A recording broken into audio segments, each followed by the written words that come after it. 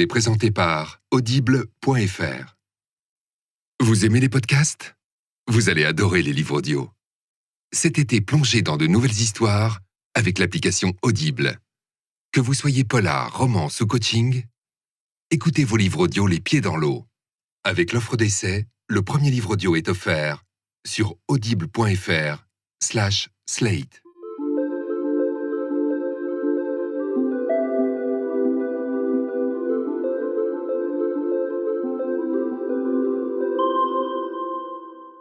Vous écoutez Transfert, je suis Charlotte Pudlowski et nous entamons une deuxième saison. Vous êtes toujours en train de plier vos chaussettes, de conduire vers vos vacances et nous continuons de chercher des histoires. Celle d'aujourd'hui est arrivée directement dans nos boîtes mail. L'histoire d'une adolescente, fascinée par le macabre, qui l'a côtoyée d'un peu trop près.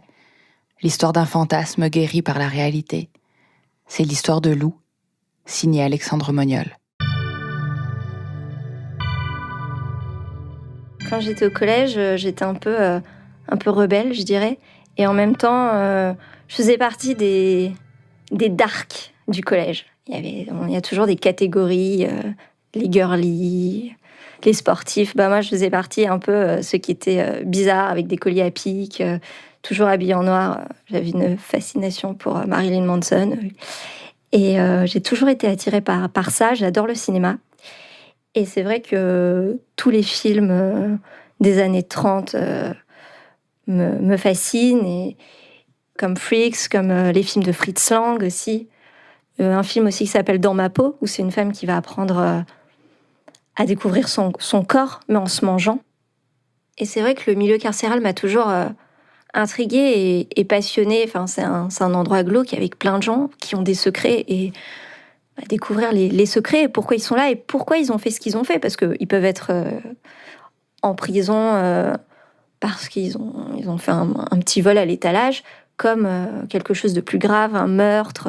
Et c'est vrai qu'au collège, j'ai voulu être psy dans le milieu carcéral pour essayer de comprendre, et puis aussi essayer d'aider, parce que je suis assez altruiste et j'aime bien aider les gens différents que personne ne veut aider.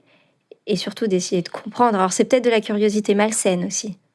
Mais je pense qu'au fond, chaque être humain a une part de vice. Et moi, c'était peut-être la mienne à ce moment-là.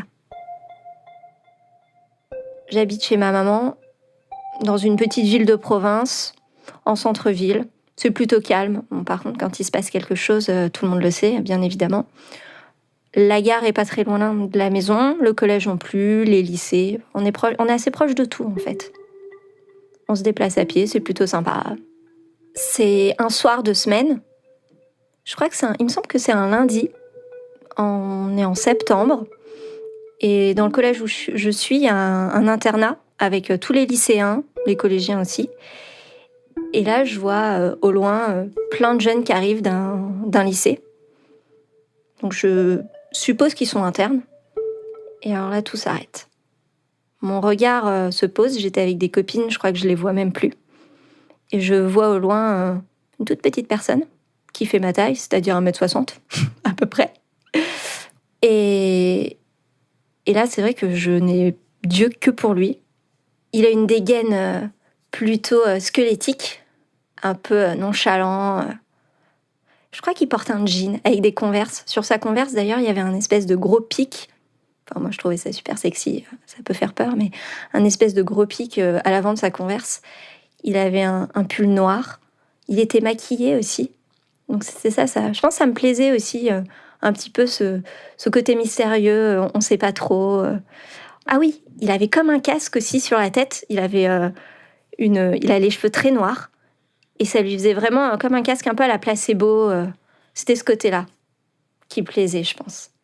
Et il s'approche de moi. Et là, au moment où il est vraiment proche de moi, je me suis sentie obligée de lui parler. Je sais pas, un élan, une pulsion. Et en fait, il avait une petite manche noire et rouge rayée. Et là, je le regarde et je lui fais « Hey, super ta manche !» Il se retourne, il me fait un grand sourire et il me dit merci. Et alors, le fait qu'il m'ait fait ça, j'étais sur un nuage. Non, mais j'avais l'impression d'être au pays des bisounours, quoi. Et là, je me suis dit waouh, qu'est-ce qui se passe ? Faut absolument que je le revoie, il faut que je sache de quel lycée Il vient, il est interne, donc ça veut dire qu'à telle heure, il est dans mon collège. Je crois que je vais rester en études plus longtemps et plus souvent. Et comme ça, je vais le croiser tous les soirs jusqu'à ce que je puisse lui parler. Je sortais avec des potes, on essayait de me présenter d'autres gens. Je m'en fichais, je pensais qu'à lui, sans arrêt. Je faisais un truc, je pensais à lui. Et c'est vrai qu'à l'époque, il y avait MSN, etc. Donc là, je me suis dit, tiens, on va peut-être essayer de renouer contact par MSN. Et ça a fonctionné. J'étais trop happy, c'était trop génial. Et alors là, bien sûr, je passais des heures à checker s'il était connecté, pas connecté. Et puis je lui parlais. Et là, le lien a commencé à se créer. Et c'est vrai qu'il m'a proposé un week-end chez lui, en tout bien tout honneur. Et je crois que c'était les plus beaux jours de ma vie. C'était magique, on n'a pas dormi pendant 2 jours. On n'a rien fait ensemble, on s'est pas embrassés, c'était totalement platonique. Mais en même temps, il y avait cette force entre nous que je peux toujours pas expliquer. Il y avait un truc. À ce moment-là, pendant le week-end, il joue du synthé. Moi, j'adore le piano, donc c'est un plus. Et il joue beaucoup de musique funéraire. Alors, moi, je trouve ça sexy, romantique. Alors, c'est pas une musique de mariage ringarde. Non, en fait, il est lui. Et d'ailleurs, dans sa chambre, c'est particulier parce que il a des tampons accrochés au plafond avec du faux sang dessus. Et quand j'ai vu sa chambre, il y avait beaucoup de choses un peu bizarres comme ça. En fait, je trouvais ça super beau. Alors que bon, en tant que nana, je trouve ça crade. Mais là, c'était du faux sang, c'était du colorant. Mais c'était des vrais tampons. Et il en avait comme ça 3 juste au-dessus de son bureau. Et il avait plein de choses comme ça. Il y avait des photos, des cartes postales qu'il avait dû chiner dans des lieux vintage où il y avait des fantômes ou des gens où tu as 2 personnes et dans le reflet, tu vois qu'une personne. Des choses comme ça. Et moi, là, j'étais dans le mystère total. Et là, je me suis dit, c'est une relation que je veux, quoi. C'est un mec qui me ressemble, qui aime ce que j'aime, qui est complètement barré. En fait, il fait des trucs qu'il aime, il en a rien à faire de ce que pensent les gens. Et ça me plaît. 2 mois après ce week-end, c'est lui qui est venu chez moi. Et c'est la personne la plus douce. Il est à l'écoute, il est sans arrêt à l'écoute. Il est gentil, il veut toujours faire le mieux pour nous, pour moi. On fait plein de choses ensemble. On a tellement de choses en commun. On voyage un peu partout en France. On est à la fois complémentaires et à la fois des âmes sœurs. On s'écrit énormément de lettres aussi. Ça, j'adore. Il m'écrit tout le temps des lettres d'amour. Je crois que c'est le seul mec qui m'a fait ça. Il me parle toujours des moments passés et il me parle toujours du futur. J'ai envie de rester avec toi. On est bien ensemble, on s'est trouvés. Je t'aime, tu me manques. Alors ça reste bateau, hein. On va dire, ouais, c'est un peu cliché et tout. Oui, mais de sa part à lui, en plus, il a une écriture très particulière. Ses lettres sont très proches et très allongées. Donc ça fait un peu limite des notes de musique ou... c'est très bizarre. Mais ça me plaît aussi. Ça fait partie du personnage. Il est mystérieux jusqu'au bout, il est dans son monde un peu glauque et gothique à la fois qui me plaisent. Avec Camille, on adorait frôler la mort. Mais pour de faux, toujours pour de faux. Donc que ce soit sur le silo où on fait semblant de se jeter dans le vide, et en même temps, moi j'habite dans un immeuble et je suis au dernier étage. Et à chaque fois qu'on ouvrait la porte, quand lui venait et que j'ouvrais la porte, il tombait par terre. Comme si je venais de le tuer. Quand ma mère nous voyait, mais elle était là, mais vous êtes complètement cinglés. Mais on adorait faire semblant de mourir. C'était notre truc. En juin 2006, ça fait 11 mois que je suis avec Camille. Et un soir, après les cours, il débarque avec un pote. Donc moi, il n'y a aucun souci, hein, il peut venir à la maison avec qui il veut. Je suis toujours contente de découvrir ses nouveaux copains. Sauf que celui-là, je l'aime pas trop, en fait. Je le sens hautain. Vraiment, il me regarde de haut, comme si j'étais rien.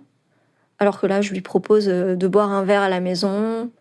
Il répond à peine quand je lui demande son prénom. Thomas. comme si on l'avait forcé à me répondre. Vraiment, ça le saoulait, mais totalement. Thomas, il est pas très grand. Il est blond, il a une tête assez carrée, une grosse mâchoire. Mais en même temps, il fait un peu flipper, je trouve. Il a un regard assez vide, mais très perçant. Tu sens s'il te regarde, il te juge tout de suite.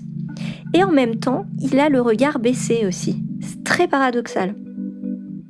Il ressemble un peu de faciès à Heath Ledger, qui est beau gosse d'ailleurs, Heath Ledger, mais lui, pas du tout. C'est Camille qui me parle. Ouais, on va boire un verre avec Thomas. On revient plus tard. Je repasserai peut-être. Moi, je suis ok, pas de souci. Je pensais peut-être à la rigueur qu'ils allaient me proposer de venir avec eux. Mais là, non, Camille, il me propose rien. Il s'en moque un peu. Et puis, à peine 5 minutes, voilà, ils s'en vont. Le lendemain matin, j'envoie tout de suite un message à Camille en lui disant « C'est quoi ce pote ? Je trouve ça bizarre parce que je trouve qu'il te correspond pas. » Et puis Camille, il me dit « Non, mais tu sais, il est timide. Voilà, il osait peut-être pas, il était pas à l'aise. Moi, c'est mon pote de cours, on s'adore, on se ressemble beaucoup. » Bah non, vous ressemblez pas. Non. Il y en a un, il est gentil, ouvert, drôle, mignon, attachant. Et puis alors, il y a l'autre, il est froid comme un glaçon. Mais bon, c'est son pote, il fait ce qu'il veut. Moi, voilà, je m'en fous. Je le vois plus, le mec, ça me dérange pas.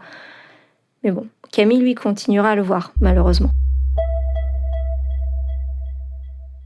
Camille et Thomas, ils commencent à devenir inséparables. Et là, avec ce mec... Camille, il devenait un peu pédant, hautain. Et du coup, moi, ça me rend triste, quoi. J'aime pas du tout l'influence que Thomas a sur Camille. Ça, c'est une évidence. C'est vraiment le mec qui fait peur, qui est pas sympa. C'est un peu le Joker dans Batman. Joué par Heath Ledger, d'ailleurs. C'est un peu cette folie, mais juste du côté sombre. Pas l'humour. Et Camille, il devenait comme ça. Vraiment. Un soir, je vais chez lui et il prend sa douche. Bon, moi, je me pose et puis je veux faire un jeu sur le téléphone, sur son téléphone, parce que j'ai plus de batterie. Et je vois qu'il y a des codes que je connais pas. D'habitude, je connais son code, c'est ou une date de naissance ou une connerie comme ça. Là, je connais pas. Alors, une fois qu'il sort de la douche, je lui demande tu peux me donner ton code ? Et tout de suite, il est dans l'agressivité, mais il en est hors de question, non. Non, mais je voulais juste faire un jeu, t'excites pas, quoi. Et il me fait, bon, ok, je le déverrouille. Il le déverrouille. Je vois, il y a un deuxième code. Non, mais les gars, faut se calmer. Un code, je veux bien. 2 codes, 3 codes. Je sais plus quel portable c'était, mais 3 codes. C'est vraiment que là, il y a un truc qui va pas, quoi. Enfin, il me cache quelque chose. Alors, où est-ce que c'est Thomas, ou est-ce que c'est quelqu'un d'autre ? Et du coup, bien sûr, on passe la soirée à se disputer. Pourquoi il y a un code ? Pourquoi il y a 2 codes ? Pourquoi il y a 3 codes sur ton téléphone ? Enfin, c'est pas normal. T'as un truc à me cacher ? Non, pas du tout, mais c'est mon intimité, mon téléphone. Bah oui, mais en fait, je suis là, Coco. Hein. Je fais partie de ton intimité aussi. Ça fait un moment qu'on est ensemble. On était amoureux, est-ce que je sache, non ? Et là, pendant des mois, ça va partir en vrille. J'ai l'impression qu'il m'échappe, j'ai plus aucun contrôle sur lui. Alors, je le contrôlais pas comme un robot, hein. C'était pas non plus un sextoy, hein. On est d'accord. Mais il me file entre les doigts. La relation qu'on a, elle est pas super longue, mais j'ai l'impression que ça fait 10 ans qu'on est ensemble. On se connaît tellement par cœur. Et là, en fait, il est encore dans le mystère. Mais c'est un mystère malsain que j'aime pas. Parce que c'est un mystère qui est contre moi, j'ai l'impression. À chaque fois qu'on se dispute, il me dit « Non, mais c'est toi qui exagères, je suis toujours pareil, tu vois pas. » Ouais, sauf que il y a quelques mois, tu me parlais pas comme ça. Donc si, t'as un peu changé, mec. Faut redescendre sur Terre, là. On grandit, on est un peu évolué ensemble.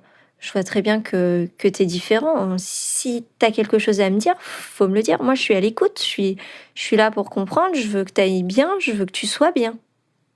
Mais il me dit rien. Tout va bien. Je ne peux pas rentrer dans sa bulle. Je suis ressortie, en fait. Un soir, On est chez une de mes grand-mères, et en banlieue parisienne, et on se dispute. Et puis là, je décide de dormir par terre. Parce que justement, je veux lui montrer que je suis pas contente, quoi. Et je sens qu'il me parle avec dédain quand on est dans la chambre. On est dans le noir. Donc moi, je suis par terre, allongée. Et lui, il est dans le lit. Et bien sûr, je pleure. Et je lui pose plein de questions sur nous, sur notre couple, sur ce qu'il envisage. Et puis, il me répond pas. Et j'en ai ras-le-bol. Mais vraiment, j'en peux plus. J'en peux plus. Et là, ça monte. Et en fait, ma grand-mère, elle a plein de vieux bibelots. Et là, j'attrape un truc et c'est une paire de ciseaux. Mais tu sais, c'est les vieilles paires de ciseaux d'époque, en cuivre, très pointues au bout, très longues. Et en fait, il me parle tellement pas que je l'attrape. Et je vois rien, je suis dans le noir. Et je donne un coup sur lui avec cette paire de ciseaux. Et je le fais signer, je lui rentre la paire de ciseaux dans le mollet. Alors pas totalement, parce que bien sûr, je vois rien, donc je me loupe. Et tant mieux, je regrette ce geste. Mais en même temps, parle-moi, quoi. Si je suis obligée d'en venir aux mains pour que tu me parles et d'en venir à la violence. Ok, la violence, elle fait partie de notre univers, mais de notre univers cinématographique, pas de notre vie. Bien sûr, il m'a traité de cinglé, de malade mental, de qui voulait partir et tout. Le lendemain matin, sauf que on est chez ma grand-mère, on va pas trop lui raconter ce qui vient de se passer. C'est vrai que je peux vite partir dans les tours, et là, vraiment, j'en pouvais plus, en fait. Et il y a un moment, je vais être violente, mais je vais être violente envers moi. Parce que je veux pas faire du mal aux gens, donc je vais préférer me griffer le visage ou me scarifier ou des choses comme ça. Mais pas pour me suicider, hein, juste pour peut-être me punir aussi, inconsciemment, d'un truc qui me convient pas. Les vacances de Noël viennent juste de se finir, et là, on entre en janvier, et c'est ce fameux lundi 8 janvier 2007. Je sors de chez moi pour aller au lycée. Comme d'hab, sur le chemin, on se croise et tout, et je lui dis « Mais t'es hyper à la bourre !» « Ah non, mais là, je dois juste aller chercher un billet à la gare, puis après je vais en cours. T'inquiète, c'est un cours pas très important. » Bon, ok, elle fait ce qu'il veut. Bon, à ce soir. Et puis l'après-midi, j'ai mon cours de sport, la journée se passe, etc. Je sors de sport, j'étais à la piscine, donc j'ai pas mon portable sur moi. Et là, je vois plein d'appels en absence de sa sœur et de sa mère. Et je vois un texto de sa sœur disant « Écoute, Camille est à l'hôpital, ne t'inquiète pas, il va bien. » Je panique un peu, donc tout de suite, j'appelle sa mère qui m'a appelée plusieurs fois. Et là, sa mère est en pleurs et me dit Camille s'est mise sur les voies de train et il a voulu mourir, quoi. Il a marché assez loin sur les voies et le train est arrivé.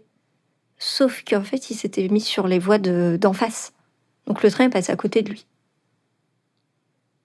Alors, est-ce que c'était un appel au secours ou pas? Mais apparemment, il voulait vraiment mourir. Et moi, alors, quand j'ai appris ça, je me souviens, j'avais une toute petite tartelette à la fraise dans les mains. J'ai tout fait tomber par terre.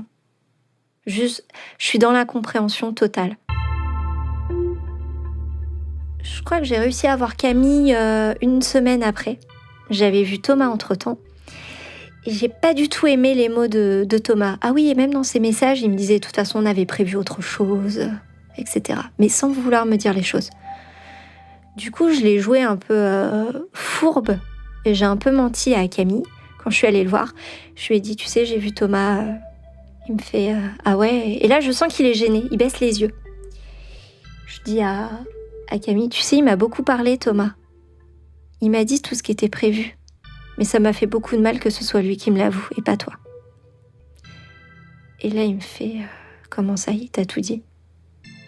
bah oui, il m'a dit exactement ce qui devait se passer. Mais je veux que ça vienne de toi. Je te demanderai que ça.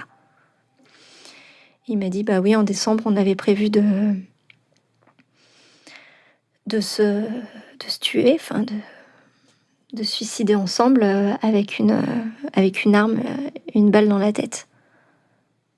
Et alors là, putain, c'était dur de faire comme si j'étais au courant. Et j'ai pris sur moi et je fais, voilà, pourquoi tu m'en as pas parlé? Pourquoi tu m'as pas dit que t'allais mal, quoi? Tu peux pas comprendre. C'est pas un monde fait pour moi.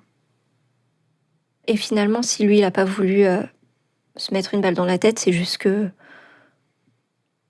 Thomas, lui, il avait peur. Il avait tout le temps peur et il reculait tout le temps. Ça, c'est ce qu'il m'a dit. Et ça, Thomas me l'avait pas dit. Enfin, de toute façon, il m'avait rien raconté. Donc, et que de toute façon, Camille, lui, il voulait mourir. On jouait toujours à faire semblant de mourir, et le fait qu'il veuille mourir avec quelqu'un d'autre, ça m'a pas plu. En fait, j'ai eu l'impression qu'il me trahissait par rapport à ça. Parce que, peut-être que je l'aurais suivi finalement, je sais pas.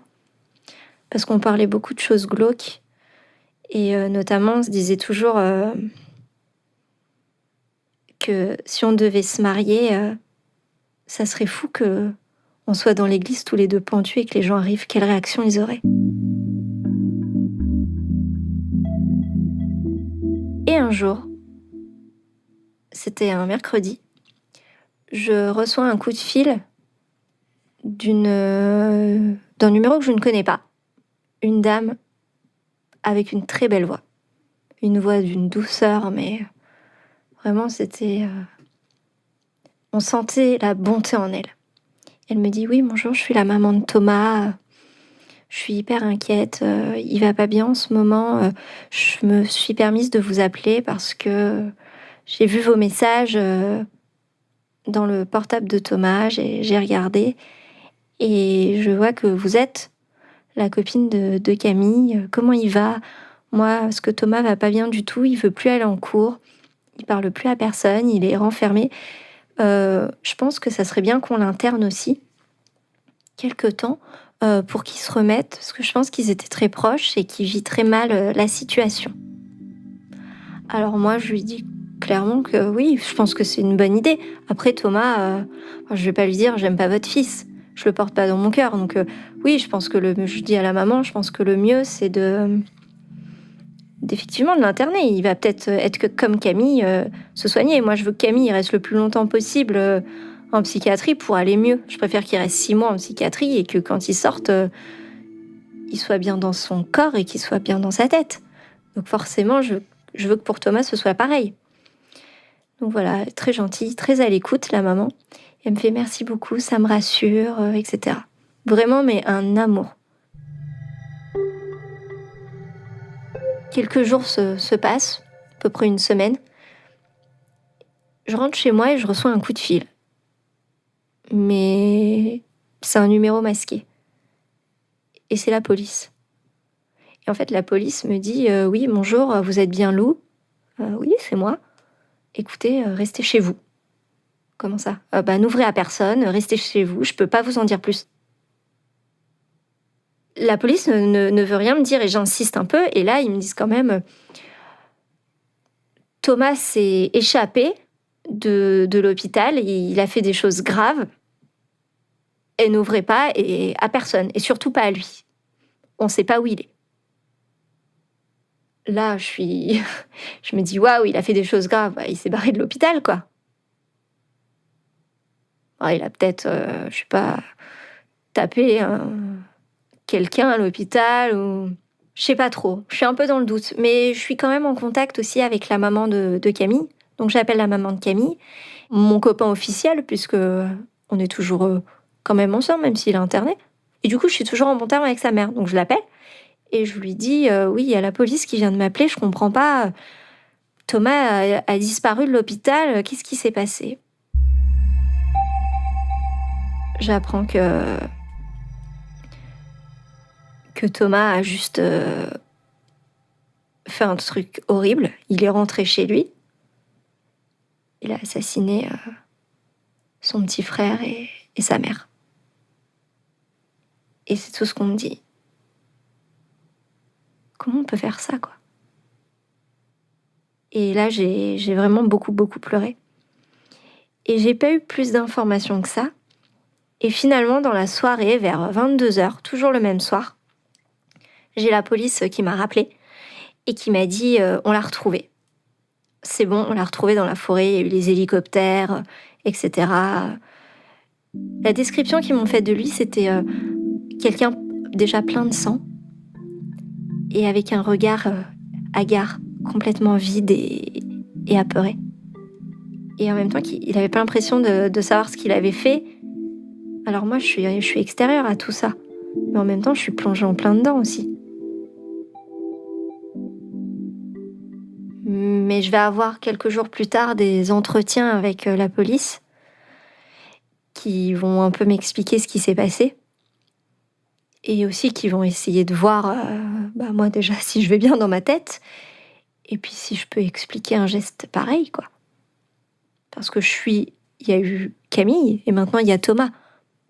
Finalement, je suis la seule personne qui est liée aux deux, qui a su qu'il y avait un problème chez Thomas. Et là, donc la police me pose pas mal de questions. Déjà sur mes goûts cinématographiques, de films un peu dérangeants, je dirais. Des films d'horreur, des films un peu macabres.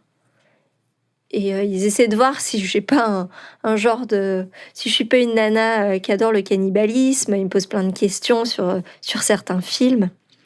Et non. Ah oui, ils m'ont posé une question, ça m'a un peu choquée. Mais bon, après, peut-être que d'autres personnes le font. Ils m'ont demandé si je me masturbais devant des films de cannibalisme. J'ai bien évidemment répondu non. À ce niveau-là, je suis plutôt normale. Mais ouais, ils m'ont posé plein de questions. Et après, ils m'ont aussi expliqué un peu comment ça s'était passé et comment il avait assassiné, qu'il y avait du sang partout, sur tous les escaliers, etc. Après, la police me fait comprendre, au bout de 2 heures d'entretien, que mon nom figurait sur une liste dans son portable avec d'autres gens. Mais ils n'ont pas voulu m'en dire plus. Ils m'ont juste dit qu'il y avait des gens un peu gros qui avaient une petite description à côté. Donc il y avait un prénom d'une personne et c'était marqué le gros lard à crever. Que des choses comme ça. Moi, je sais pas du tout. Ils ont vu mon nom. Mais je sais pas ce qu'il y avait. Après, c'est toujours l'enquête n'est pas terminée, blablabla. 10 ans après, j'en sais toujours pas plus. Hein. C'est peut-être pas plus mal d'ailleurs.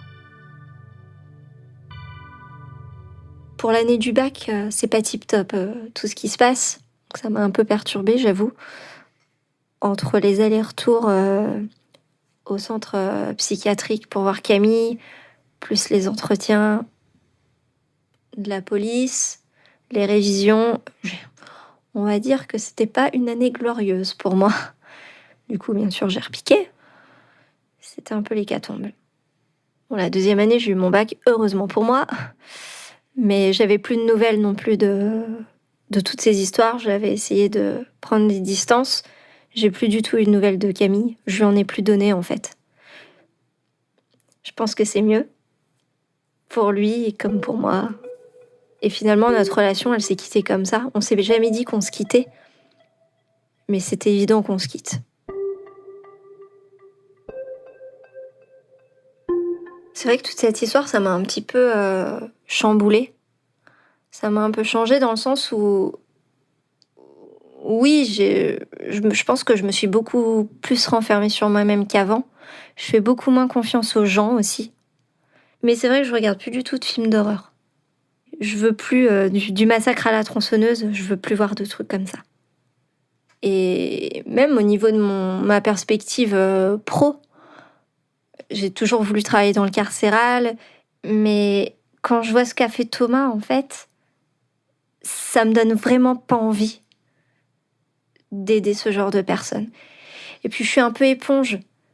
Donc étant donné que j'ai vécu une histoire comme ça, est-ce que de rentrer dans le monde du carcéral et d'écouter, est-ce que je vais pas prendre les choses trop à cœur et est-ce que ça va pas me détruire aussi psychologiquement? Voilà, je me suis dit que j'allais peut-être faire plus un métier sur ma passion. Je fais beaucoup de photos, donc c'était plus photo ou sur l'image aussi. J'adore le montage vidéo. Et laisser de côté un métier qui m'aurait certainement fortement passionnée, mais je pense qu'il est plus fait pour moi. Avec la photo, c'est vrai que je suis moins dans la vie des gens. Je pose le temps sur un instant T de leur vie ou un instant T de la vie d'un objet, mais je rentre pas dans leur vie. J'essaie de rendre beau un moment de leur vie, mais je veux plus rentrer dans la vie des gens comme ça et être lié d'aussi près à l'homme, à l'humain.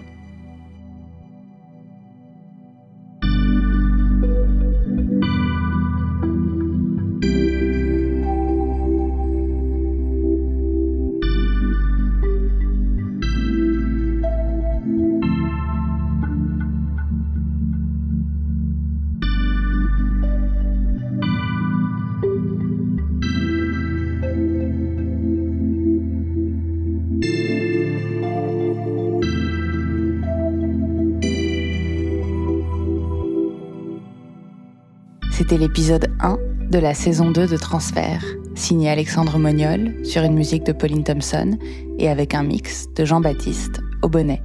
Nous attendons vos commentaires sur iTunes, plein d'étoiles, de partages sur les réseaux et de messages sur notre boîte mail et sur mon compte Twitter @chapudlowski et des messages audio comme celui de Benjamin dont nous parlions dans l'émission spéciale Coulisses de Transfert. Bonjour Transfert, je viens d'écouter votre émission sur les coulisses de votre podcast.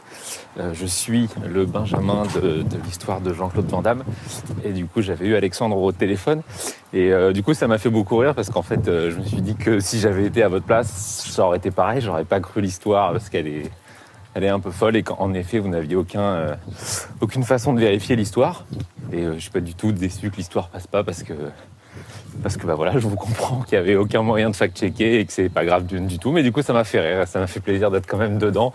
Et donc voilà, tant pis, l'histoire restera entre Alexandre et moi et Jean-Claude. Voilà, bonne journée à vous et en tout cas c'est top, podcast excellentissime, continuez comme ça.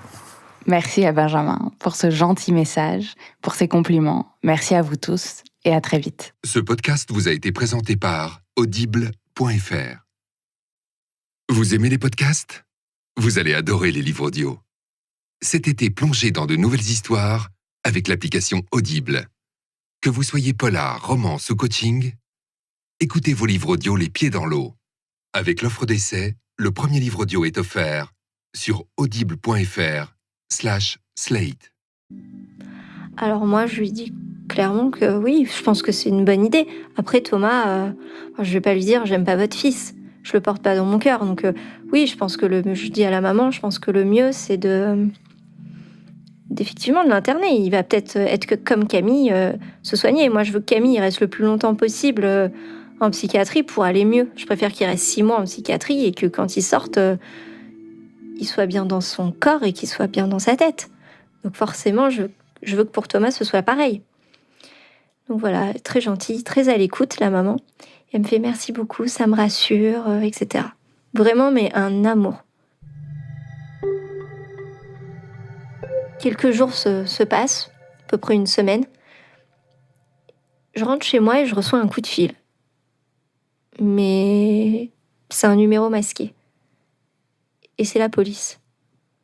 Et en fait, la police me dit « Oui, bonjour, vous êtes bien Lou ?»« Oui, c'est moi.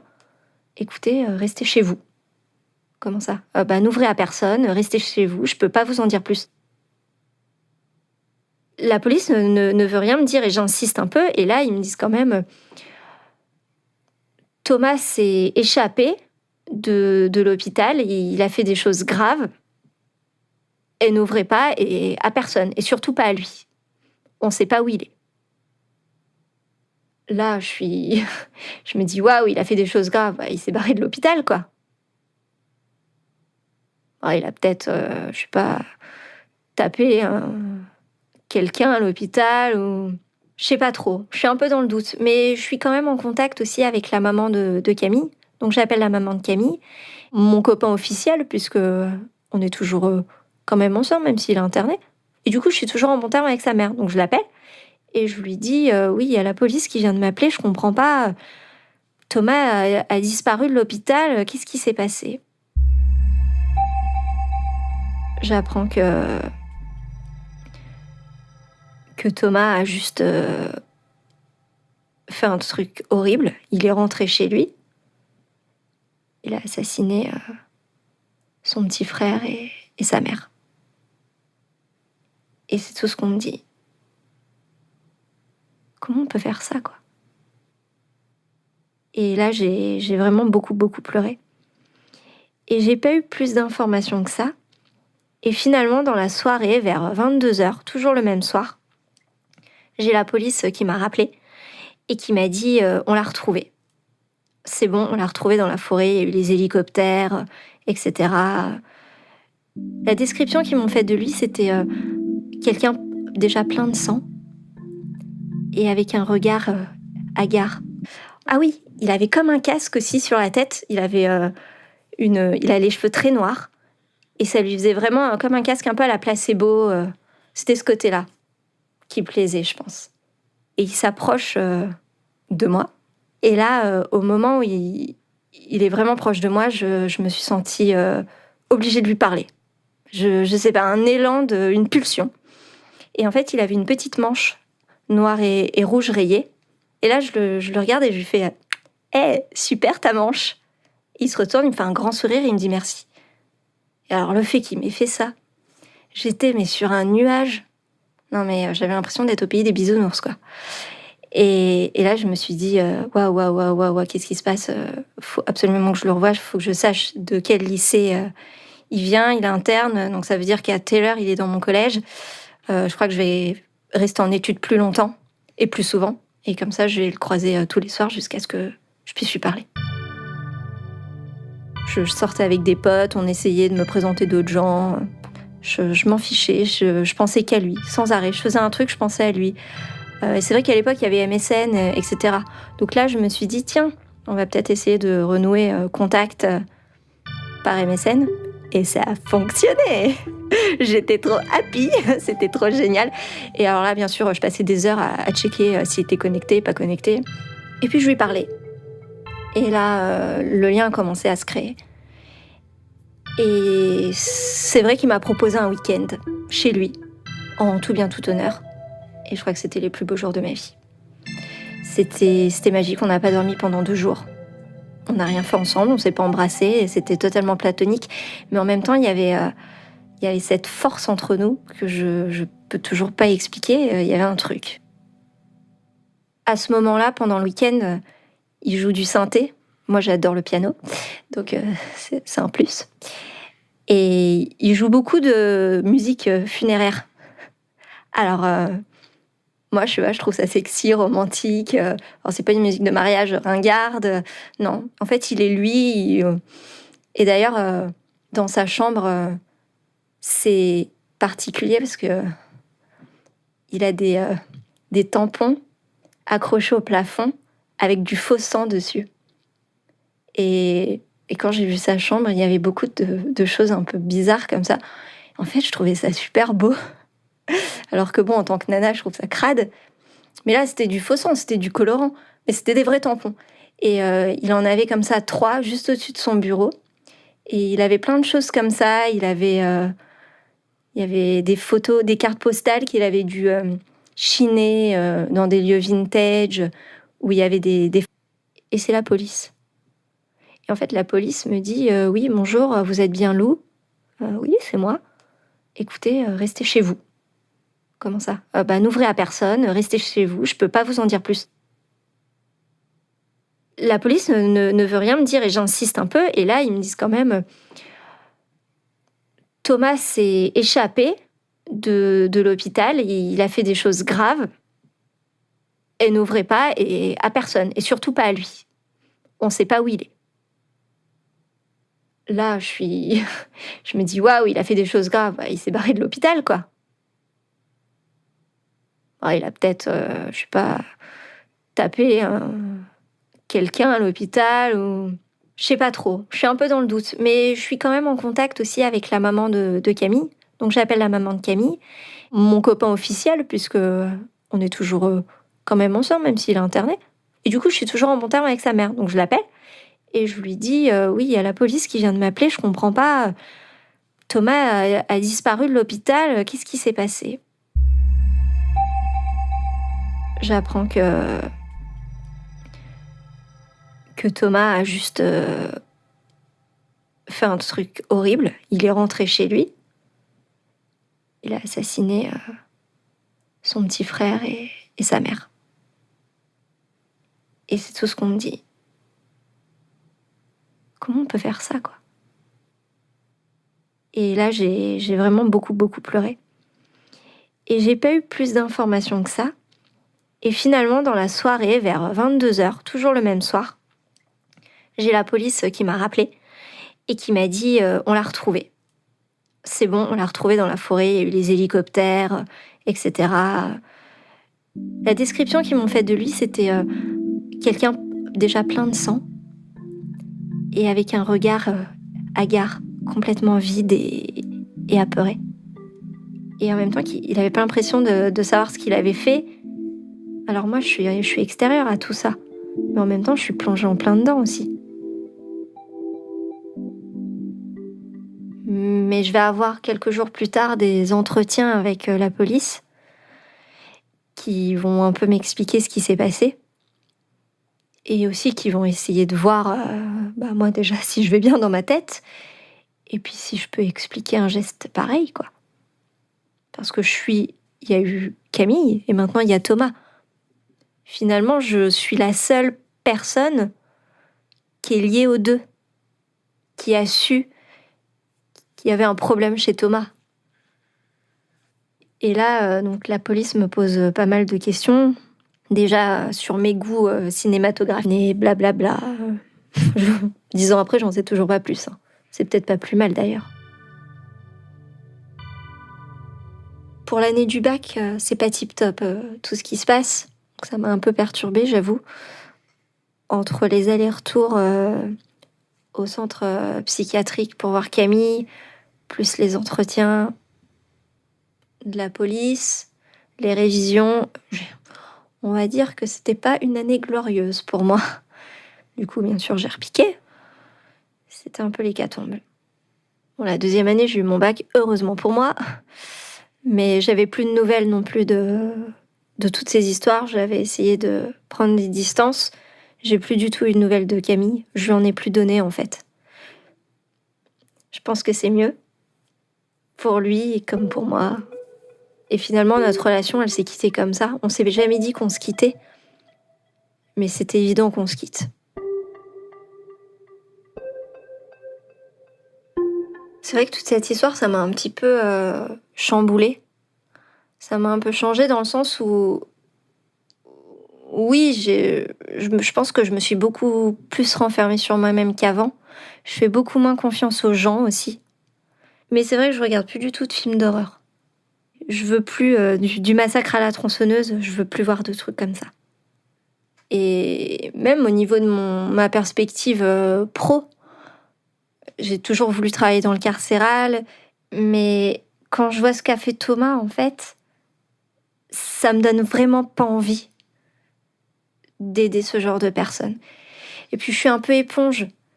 Donc étant donné que j'ai vécu une histoire comme ça, est-ce que de rentrer dans le monde du carcéral et d'écouter, est-ce que je vais pas prendre les choses trop à cœur et est-ce que ça va pas me détruire aussi psychologiquement?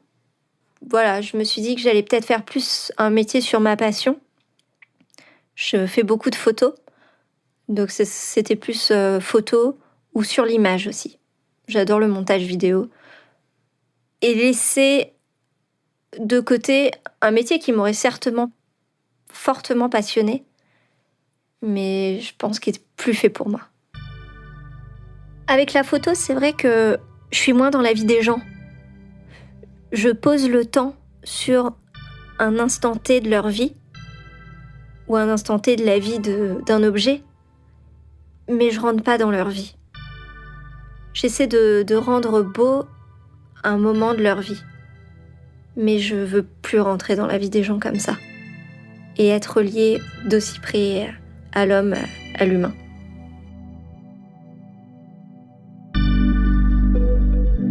Il y avait une petite description à côté, donc il y avait un prénom d'une personne et c'était marqué le gros lard à crever, que des choses comme ça. Moi, je sais pas du tout. Ils ont vu mon nom, mais je sais pas ce qu'il y avait. Après, c'est toujours l'enquête n'est pas terminée, blablabla.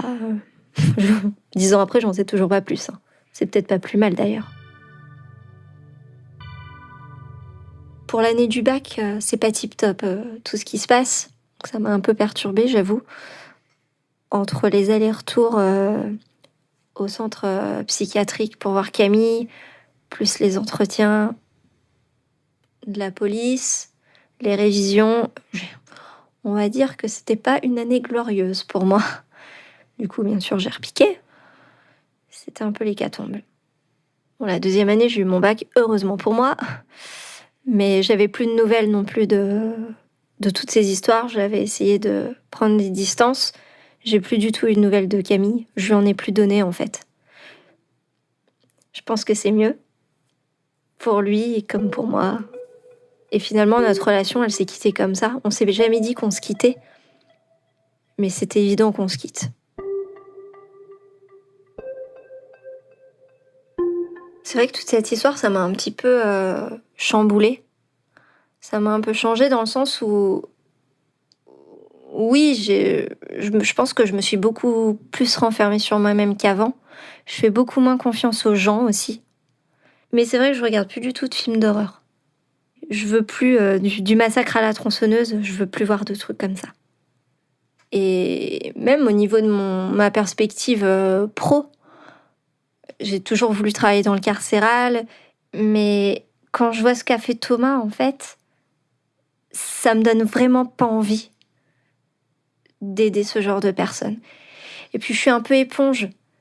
Donc étant donné que j'ai vécu une histoire comme ça, est-ce que de rentrer dans le monde du carcéral et d'écouter, est-ce que je vais pas prendre les choses trop à cœur et est-ce que ça va pas me détruire aussi psychologiquement ?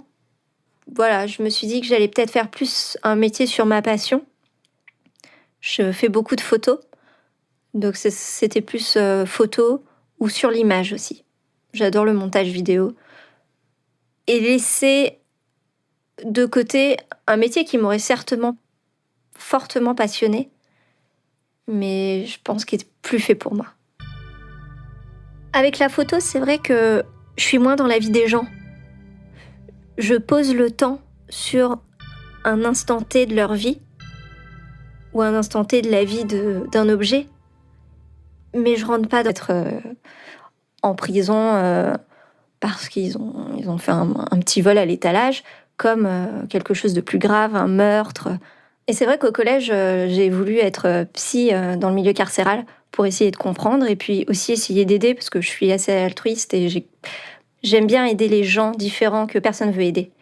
Et surtout d'essayer de comprendre. Alors c'est peut-être de la curiosité malsaine aussi. Mais je pense qu'au fond, chaque être humain a une part de vice. Et moi, c'était peut-être la mienne à ce moment-là. J'habite chez ma maman, dans une petite ville de province, en centre-ville. C'est plutôt calme. Bon, par contre, quand il se passe quelque chose, tout le monde le sait, bien évidemment. La gare est pas très loin de la maison, le collège non plus, les lycées. On est assez proche de tout, en fait. On se déplace à pied, c'est plutôt sympa. C'est un soir de semaine. Je crois que il me semble que c'est un lundi. On est en septembre. Et dans le collège où je suis, il y a un internat avec tous les lycéens, les collégiens aussi. Et là, je vois au loin plein de jeunes qui arrivent d'un lycée. Donc je suppose qu'ils sont internes. Et alors là, tout s'arrête. Mon regard se pose, j'étais avec des copines, je crois que je les vois même plus. Et je vois au loin une toute petite personne qui fait ma taille, c'est-à-dire 1m60, à peu près. Et là, c'est vrai que je n'ai Dieu que pour lui. Il a une dégaine plutôt squelettique, un peu nonchalant. Je crois qu'il porte un jean avec des Converse. Sur sa Converse, d'ailleurs, il y avait un espèce de gros pic. Enfin, moi, je trouvais ça super sexy. Ça peut faire peur, mais un espèce de gros pic à l'avant de sa Converse. Il avait un pull noir. Il était maquillé aussi. Donc, c'est ça. Je pense que ça me plaisait aussi un petit peu ce côté mystérieux. On ne sait pas trop. Ah oui, il avait comme un casque aussi sur la tête. Il avait il a les cheveux très noirs. Et ça lui faisait vraiment comme un casque un peu à la placebo. C'était ce côté-là qui plaisait, je pense. Et il s'approche de moi. Et là, au moment où il est vraiment proche de moi, je me suis sentie obligée de lui parler. Je sais pas, un élan, une pulsion. Et en fait, il avait une petite manche noire et rouge rayée. Et là, je le regarde et je lui fais « Hey, super ta manche !» Il se retourne, il me fait un grand sourire et il me dit merci. Et alors, le fait qu'il m'ait fait ça, j'étais sur un nuage. Non, mais j'avais l'impression d'être au pays des bisounours, quoi. Et là, je me suis dit waouh, qu'est-ce qui se passe? Faut absolument que je le revoie, il faut que je sache de quel lycée il vient. Il est interne, donc ça veut dire qu'à telle heure, il est dans mon collège. Je crois que je vais rester en études plus longtemps et plus souvent peu. Et là, ils me disent quand même Thomas s'est échappé de l'hôpital, il a fait des choses graves. Et n'ouvrez pas à personne, et surtout pas à lui. On ne sait pas où il est.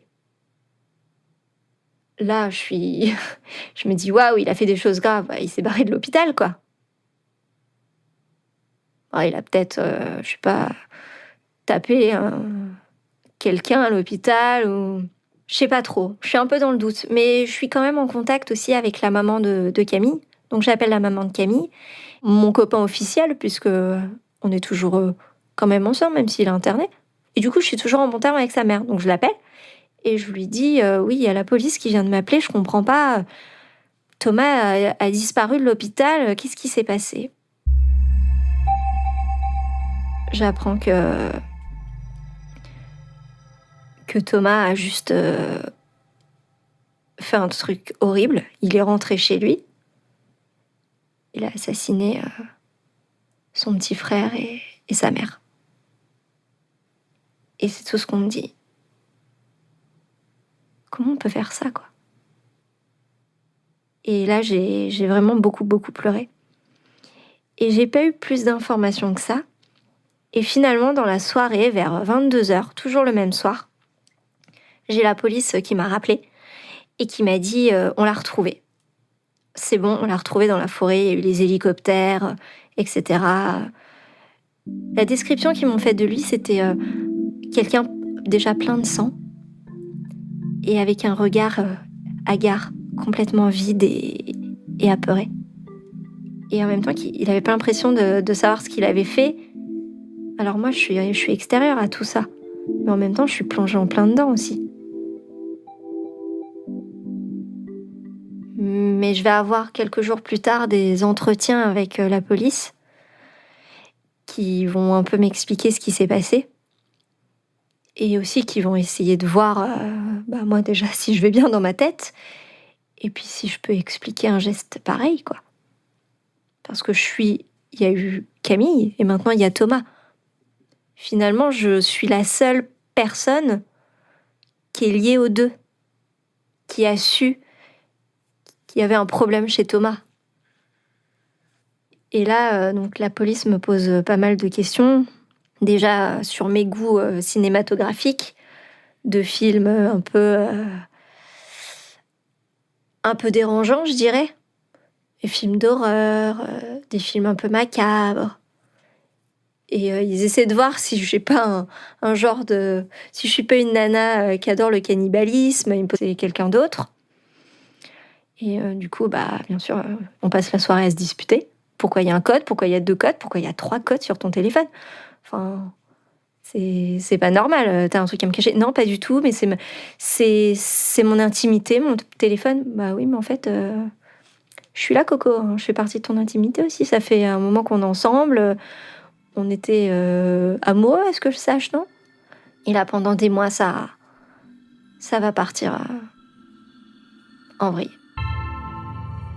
J'ai l'impression qu'il m'échappe, j'ai plus aucun contrôle sur lui. Alors je le contrôlais pas comme un robot, hein, c'était pas non plus un sextoy, hein, on est d'accord.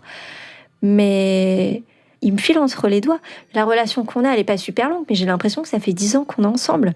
On se connaît tellement par cœur. Et là, en fait, il est encore dans le mystère. Mais c'est un mystère malsain que j'aime pas. Parce que c'est un mystère qui est contre moi, j'ai l'impression. À chaque fois qu'on se dispute, il me dit « Non, mais c'est toi qui exagères, je suis toujours pareil, tu vois pas ». Ouais, sauf que il y a quelques mois, tu me parlais pas comme ça. Donc si, t'as un peu changé, mec. Faut redescendre sur Terre, là. On grandit, on est un peu évolué ensemble. Je vois très bien que t'es différent. Si t'as quelque chose à me dire, faut me le dire. Moi, je suis à l'écoute. Je suis là pour comprendre. Je veux que t'ailles bien. Je veux que tu sois bien. Mais il me dit rien. Tout va bien. Je ne peux pas rentrer dans sa bulle. Je suis ressortie, en fait. Un soir, on est chez une de mes grand-mères, et en banlieue parisienne, et on se dispute. Et puis là, je décide de dormir par terre. Parce que justement, je veux lui montrer que je suis pas contente, quoi. Et je sens qu'il me parle avec dédain quand on est dans la chambre. On est dans le noir. Donc moi, je suis par terre, allongée. Et lui, il est dans le lit. Et bien sûr, je pleure. Et je lui pose plein de questions sur nous, sur notre couple, sur ce qu'il envisage. Et puis, il me répond pas. Et j'en ai ras-le-bol. Mais vraiment, j'en peux plus. J'en peux plus. Et là, ça monte. Et en fait, ma grand-mère, elle a plein de vieux bibelots. Et là, j'attrape un truc et c'est une paire de ciseaux. Mais tu sais, c'est la vieille paire de ciseaux d'époque, en cuivre, très pointue au bout, très longue. Et en fait, il me parle tellement pas que je l'attrape. Et je vois rien, je suis dans le noir. Et je donne un coup sur lui avec cette paire de ciseaux. Et je le fais signer, je lui rentre la paire de ciseaux dans le mollet. Alors pas totalement, parce que bien sûr, je vois rien, donc je me loupe. Et tant mieux, je regrette.